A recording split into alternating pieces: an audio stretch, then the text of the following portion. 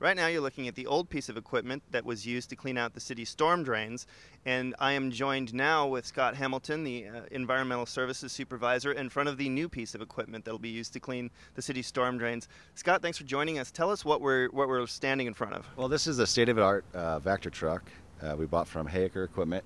It's CNG. It holds 1,250 gallons of clean water. It has a capability of 2,000 gallons in the debris tank. How many storm drains do we have, and what's our responsibility in terms of cleaning them?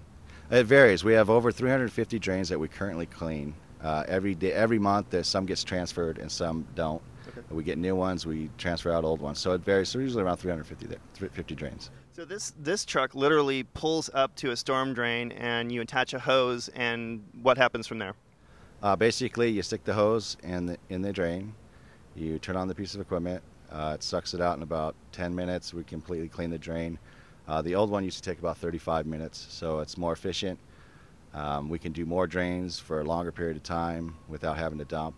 So it's actually a very good piece of equipment to add to our addition. And this will actually end up saving us money because we won't require contracting out some services? Yeah, correct. We had to contract out drains that are well below 14 feet below surface at about $10,000 a year. So you describe the suction power of this piece of equipment. The suction power on this VACTOR equipment compared to the old one, a big gulp cup would get clogged in the pipe.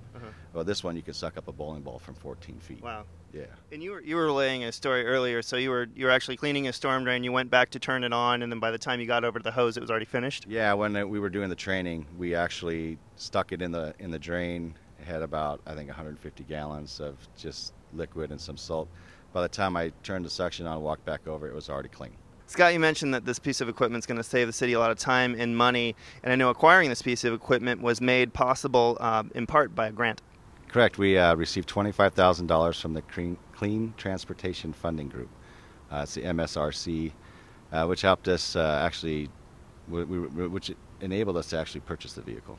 Okay, so this is actually going into service today, and yeah, today's the day. We unveiled it. We did our training yesterday.